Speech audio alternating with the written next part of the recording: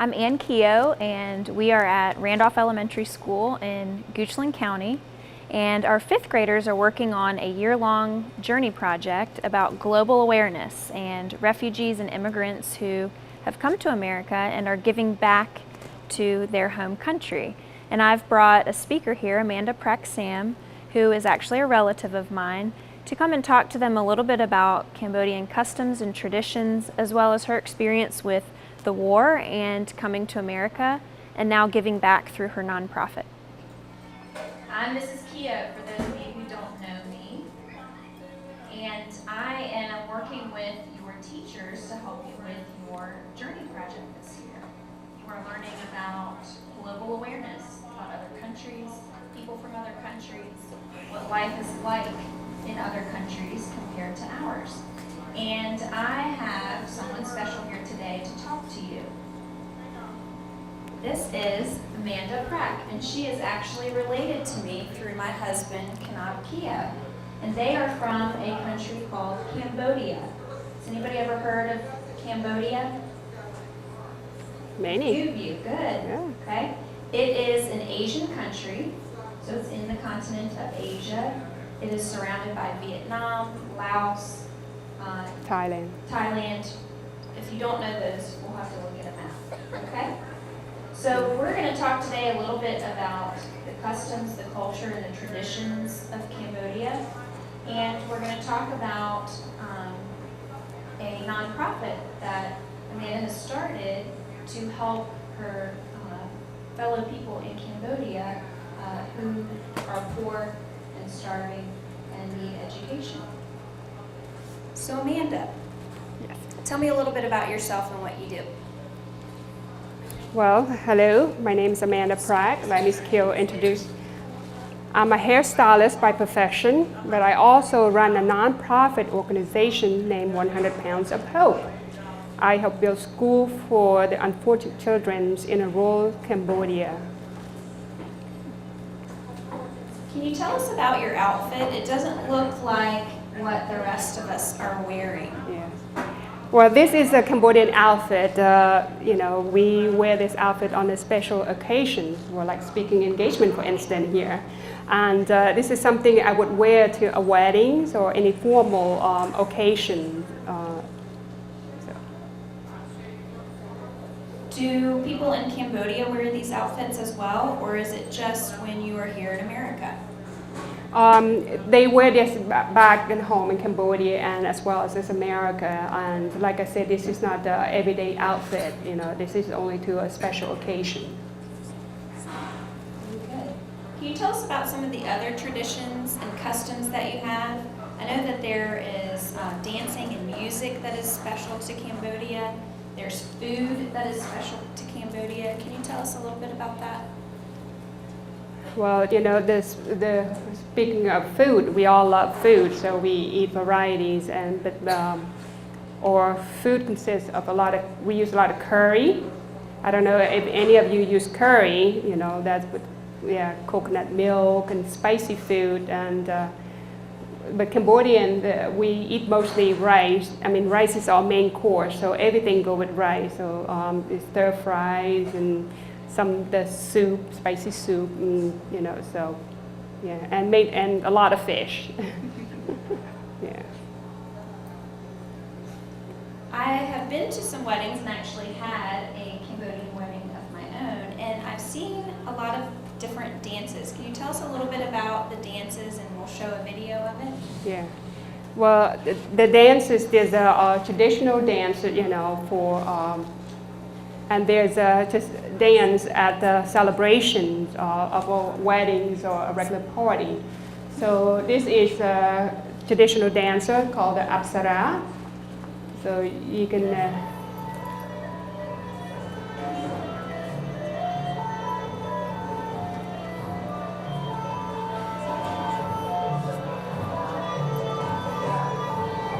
So this dance is expressed to the movement.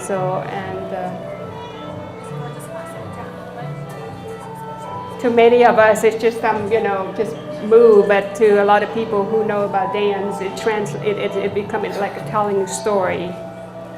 And unfortunately, I don't have the story to tell. Yeah.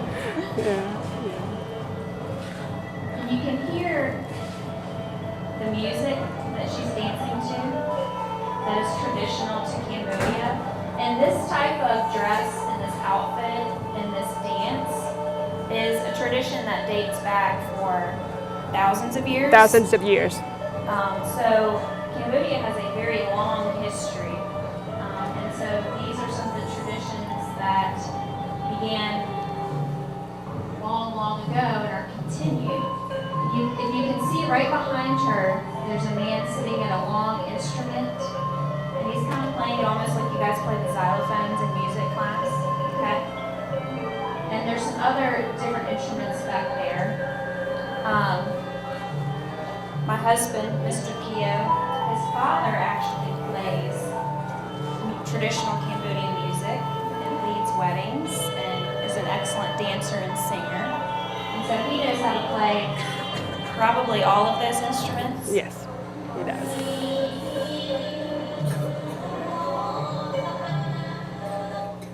And so when he goes to Cambodia to visit his family and his friends that are still there, he often brings back some of the things that he can't find here. This is a drum. And do you remember the skin that it was used? A cow skin. It's a cow skin that's on top of the drum.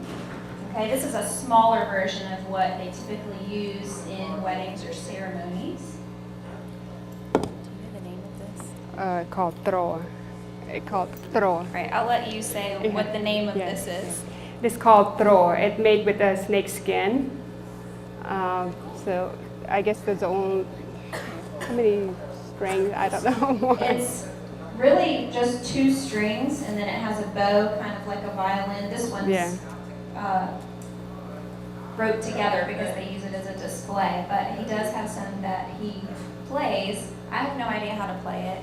Yeah, My I don't husband does either. not know how to play it. To us, it sounds like screeching cats. But my father-in-law knows how to make beautiful music with Out it. of that, yes. And then this is a picture. We'll send it around in a little bit. My father-in-law is right there. He's actually playing the accordion. And then you can see around him some other men that are playing drums that are decorated. And this is pretty typical for some of the Cambodian ceremonies and the weddings and such when they play music here. Do you want me to show the video of the wedding? Yes, sure. Do you want to talk about how? Yeah, I'm going to tell a little bit about the story. dances? So the wedding, interpreted wedding, not the day. Yeah. So I'm going to share a little bit with you about the Khmer traditional. Khmer is actually the people, the country called Cambodia, but we either Cambodian or Khmer. The language is also called Khmer. So a traditional Khmer wedding is one of the most joyous occasion for Khmer families, and typically it lasts 3 days to an entire week. It is a grand affair full of colors and festivities, as well as steeped in tradition. Families and friends and other members are invited to this gathering to share the celebrations, and it's accompanied by musicians. So like Mrs. Kale showed earlier, that this is part of the instrument that we use for during the wedding, as well as other holiday celebration. And the bride changed so many outfits in one day, and festivities. So this is part of the celebration at the receptions at the Khmer wedding, where they have 99% of the time have accompanied by live bands, and they have a sit-down dinner. It was like 6-7 course of meals, and then they dance through the night, and this is how we celebrate a wedding.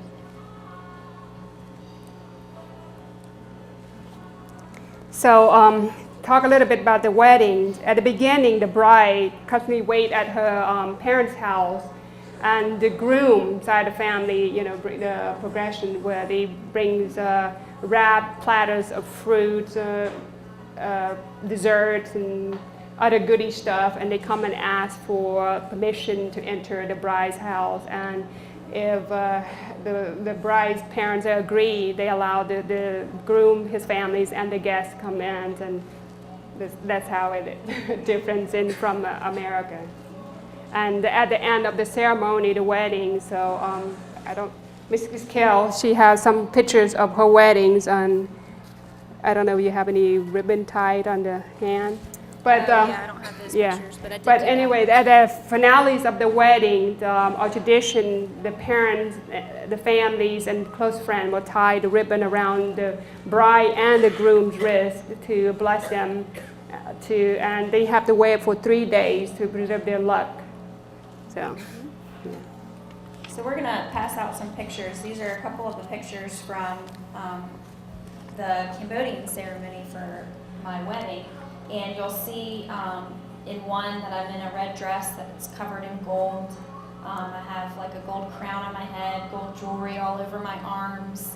On the way to the ceremony, we actually stopped at Wendy's to get food, and we got a lot of looks, but it was fun. And so this was the outfit, and you can see One some of the the few. relatives Yeah. are wearing traditional outfits as well. And this was the outfit that I wore when I greeted everybody that came into the wedding ceremony. So we said hello to them, we took a picture with them, and there were 400 people there. So we greeted 400 people before dinner was served. So we'll pass those out. And then once dinner had started, I went and changed, and so did my husband, and I wore a different traditional Cambodian outfit. This one is more like white and silver. This was my favorite. And part of the tradition for the wedding is that people don't bring gifts. So if you've been to a wedding here for a family or a friend, typically your family brings plates or a vase or bowls or pillows and sheets. Well, Cambodian tradition, they actually give money instead of gifts. And so at each table, the couple, the bride and the groom, will go to the table to collect the money. And oftentimes, in order to collect the money, the people at the table make you do something silly. So you can't really see it all that great here, but we'll pass this picture too. This is a picture of an aunt holding up the envelopes of money, and my husband had to pick me up to reach for it. So she's actually standing on a chair, and he's picking me up and lifting me up. Sometimes they make you eat a piece of the dinner food off of a stick together, or you have to kiss before you can get the money. So each table does something different. You hope that the tables love you, and so they are kind. So we'll pass these around so you can take a look. All right. Did you have anything else you wanted to share about tradition? Okay. Yeah, Do you want to show? Do you want to talk before the video? What do you Before think is your best? video?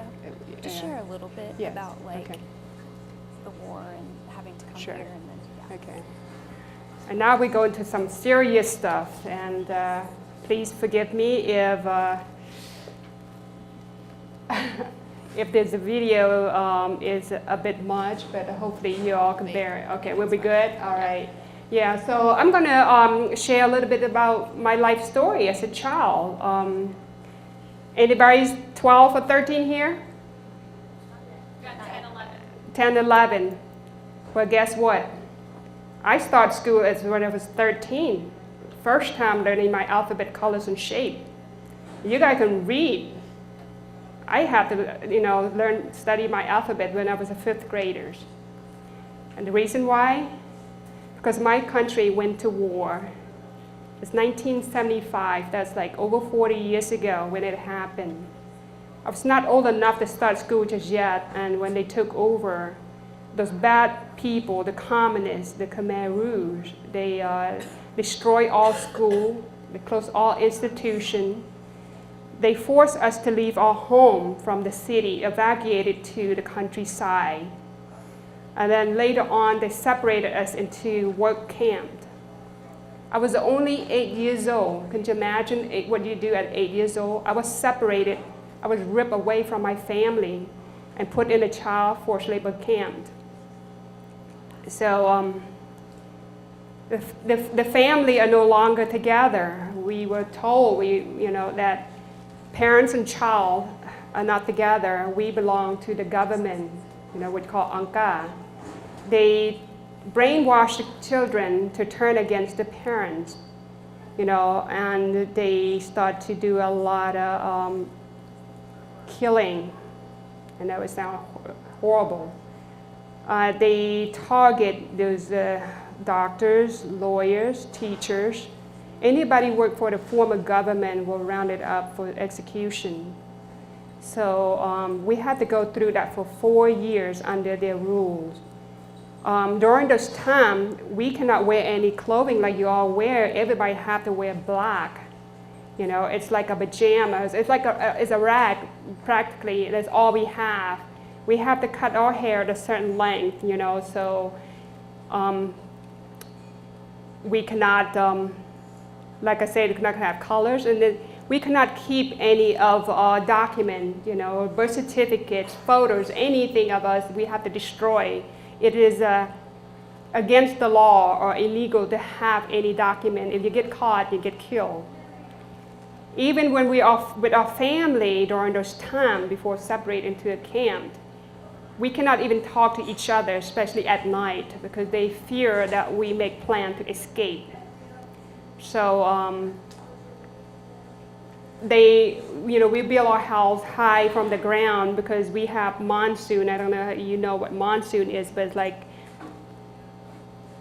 hurricane-like a weather type of, it rains a lot and it gets flooded. So the house is always built high on the stilt. So those army, those Khmer Rouge soldiers, they would sit under the house and listen to anybody dare to speak. Parents and child there to speak. They will come and get them. They say they're going to take them to the what they call re-educational center.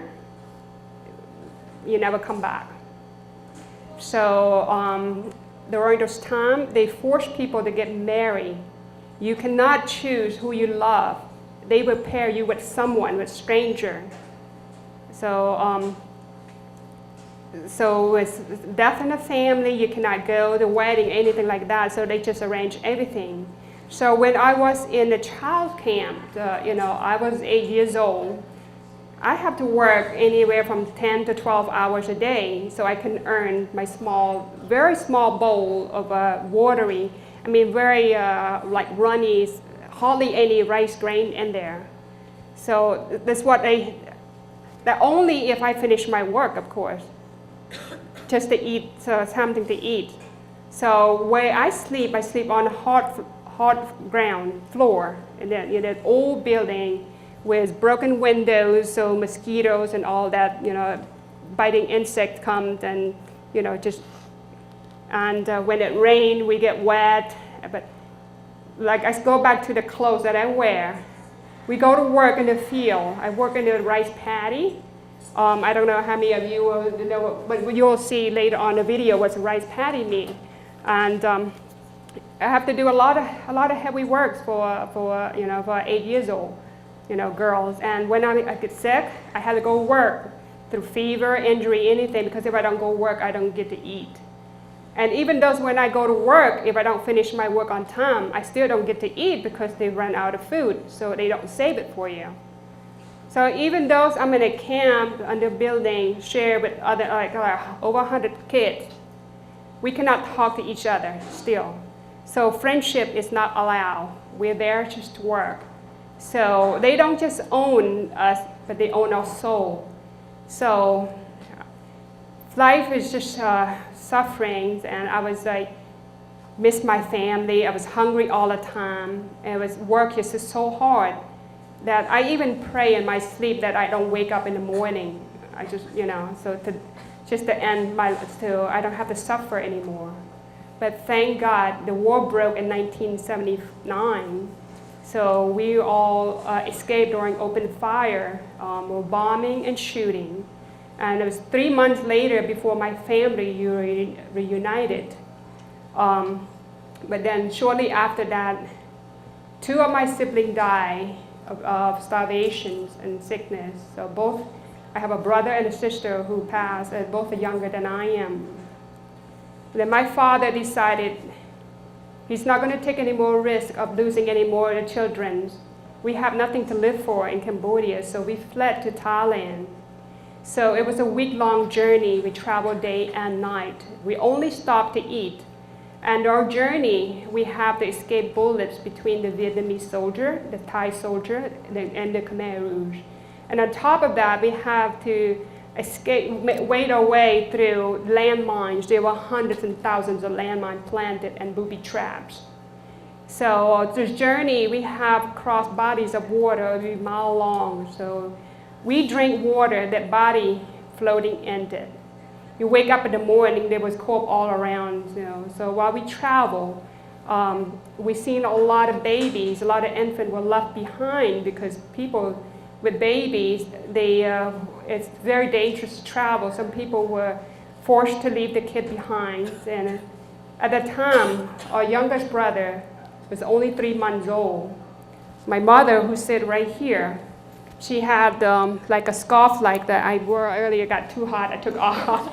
So she made like a little sack and put the baby across. So when we walk across bodies of water, she fell so many times, and we thought that he probably maybe dead because drowned. But every time we take a peek at him, he smiled. It was like that 3-month-old. He was just amazing. He never gave us any trouble. So yes, so the journey through Thailand, through the jungle was, infested with danger and with no certainties.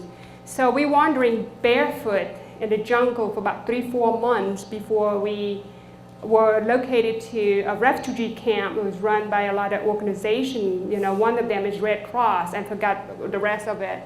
But the people all over the world who cares and who wanted, help us, who came, and we were located to a refugee camp where we share buildings with hundreds of other families. And we're only separated, each family, by curtains or a blue cloth, so there's no securities, there's no privacy. And in the camp, we were given food, but everything is ration. It's dependent on the size of your family. So we have a big family, so we were all given for that dry, very salty mackerel. They don't even clean it.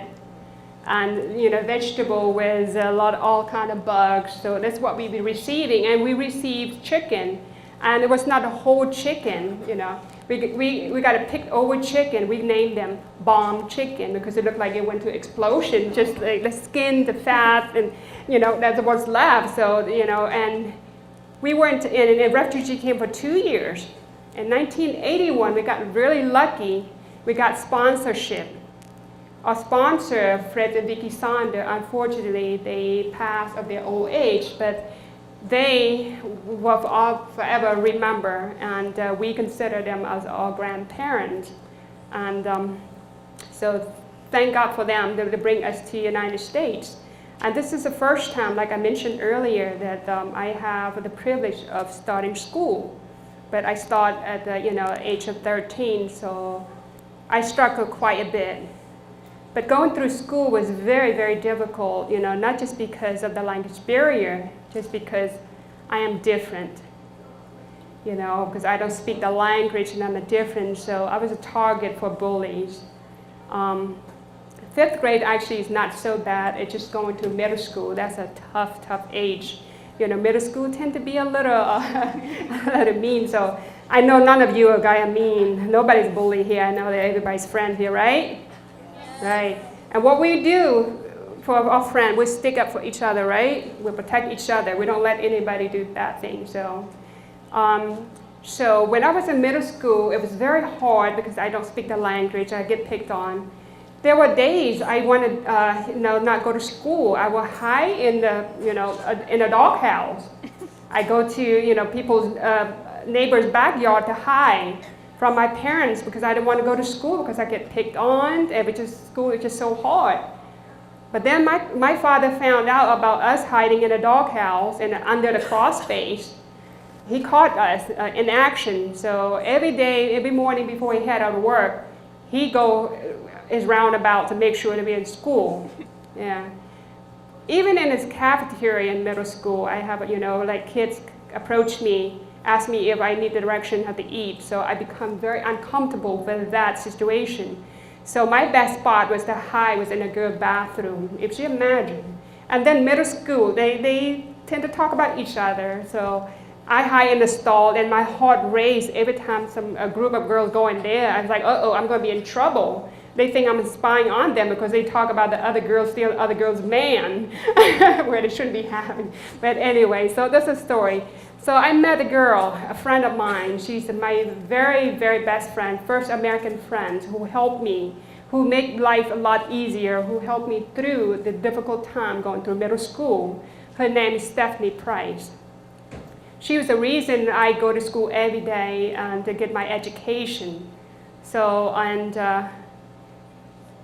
shortly after I finished middle school, by the way, I went to Tuckahoe Middle School. My family decided to move to California to find a better opportunity because we were struggling financially here in Richmond.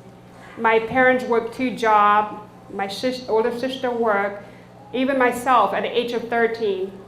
I go to work part-time in the evening, using my mother's name just to get a paycheck to help the family out, and we still struggle because they only make minimum wages. And so we thought California would be a better opportunity to move there, but then we found out that it's worse over there because it is so crowded and the cost of living is just so high. But the California, where I graduated in 1990, at the age of 22, where most people graduated from college already. I just graduated from high school. So, but I am proud. And just because of my friends, Stephanie, stick up for me when I get bullied, they make a difference. I became American citizen. I have changed my name legally to Amanda because of that. And my Cambodian name actually is Sokanyan, but I changed to Amanda to honor my friendship. So that's where Amanda came from. So in 1992, because of life is so hard in California, we moved back here to Richmond. And I started working as a hairdresser at a salon on Grove Avenue with one of my sisters. But because of we having, gone through, and then we have succeeded so much and becomes, I won't consider myself successful, but fortunate to have a good life here. I have not forgot those who are left behind in Cambodia, who are not as lucky as my family is, or we were. So I started my first mission to Cambodia, giving food, giving food, other supplies to help those poor people. And the first mission was 2006, and I helped 110 families where we donate rice and sardines and soy sauce and all that, just kind of keep them going for a little while. Then I realized that giving food is not enough. I have to do something to change. So I built school, and I'm very proud to announce that last July I finished building a school, a 6 classroom, and we have 3 more to go, 1 down. Where the school now is, we have over 400 students. At this school, they don't have any electricity, they don't have any running water. And the higher education in this particular area, this villager, is like 5th grade, and then they're done. The reason so, because the families are very poor, they cannot afford to send this kid far, because they don't have the way of transportation. So my goal is to build more school in that area, so from kindergarten to 12. So those students who want to continue the education and who does well, we're going to try to have scholarship and send them to, to college and stuff like that. So, and for me to keep those kids in school, I really have to give them food as an incentive, very basic stuff. Because a lot of kids, they drop out of school, not because they're lazy, they don't want to study, just because they don't have anything to eat. So if you think about it, because after the war, the country is still devastated, especially in the rural areas. A lot of people couldn't find jobs, and they have to migrate from leave their home to another village or town just to find job. And the average people making $2 a day if they're lucky enough to have a job. So their children younger than you all out there working just to feed themselves. So we are very blessed. And this is the reason why I feel like we have to give back, because I was given a second chance. And my life now is all about giving back. So I don't know how much time we have or any questions, so I'm going to turn this to Ms. Kale.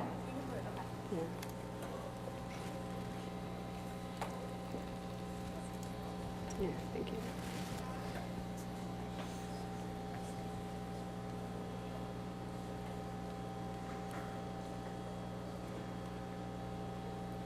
The organization that Amanda has started.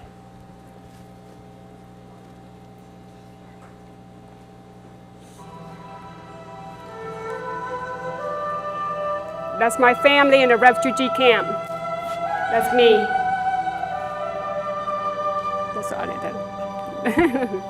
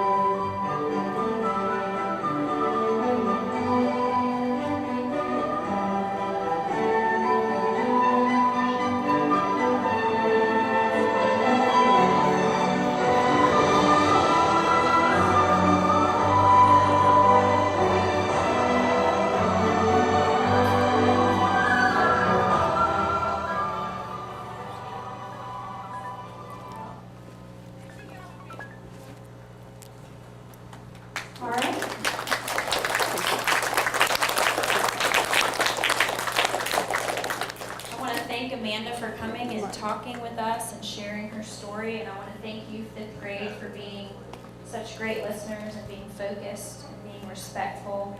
And I think the most important thing about what you're learning this year in your Journey project is to know that children all over the world are just like you. They want to learn, they want to play with friends, they want to be with their families. And in many countries, children have those opportunities every single day. But there are other countries where children don't get that opportunity. And so it's really important to know about what is happening in other countries, and if we can, to give back to those who really need it the most. So thank you very much, and good luck on your journey of global awareness.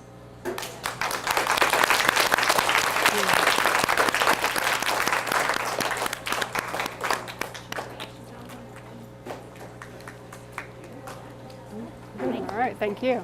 Yeah. Thank you. Yeah.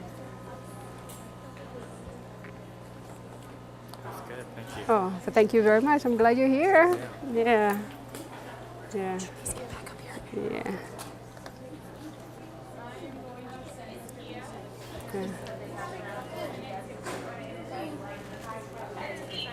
Yeah. Maybe 5 or 6 questions. Yeah.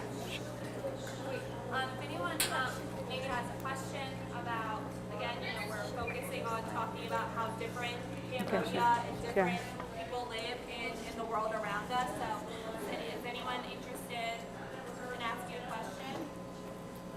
Go for it, Ms. Gibb. Okay.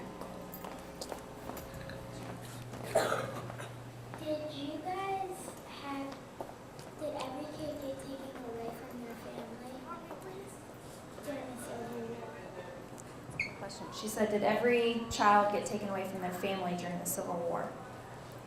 During the Civil War, when the Khmer Rouge took over, there was 3 of my younger siblings were left by themselves. They have to find their own food. I was in charge of them finding food, but then when I was 8, they took me away. So those 3 were too young to go to work, so they stayed together. So not every family was forced to be separated. My husband's family actually was able to flee before they were put into work camps and separated. They had a journey very similar to Amanda's in trekking through jungles and forests and hiding and things like that. But most families had to be separated. Another question?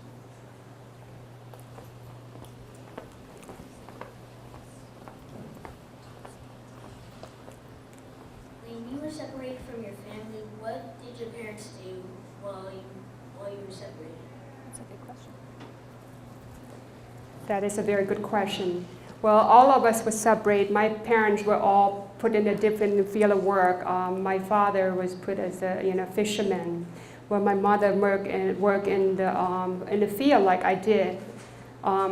Speaking of that, I want to share a little bit of story. So after a year of separation, I saw my mother for the very first time when we worked in the rice paddy in the field. But we cannot talk to each other. We cannot acknowledge, as a mother and child. All we can do is just still look at each other through a corner of our eye, because it would be, they would do a lot of harm to us if we speak, because they feel like we're wasting the government time.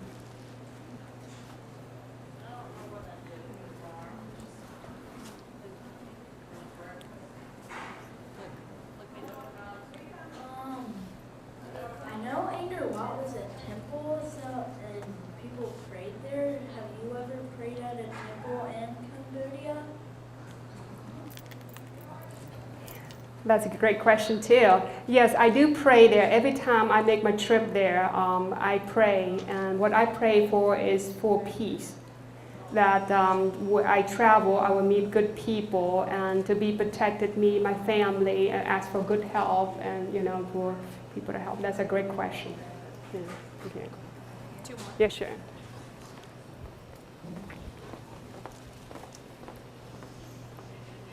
If you could describe all that, which word would you use? If you could describe your whole experience in one word, maybe 2 or 3, what would you say? My experience, oh goodness, I guess, excuse my language, but going through hell and came back, and now I'm in heaven. Because this is a great country, and it's such a quite learning experience. And I don't know if I'd be as generous as I am today and do what I did, build school, if I have not gone through the experience, with sufferings. So, yeah. Why do you call the 7 Nation how you called it, like what you did? I don't quite get that.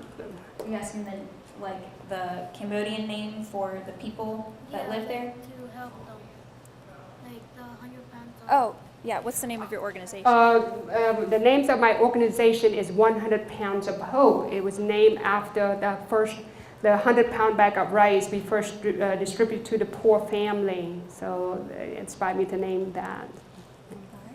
Yeah.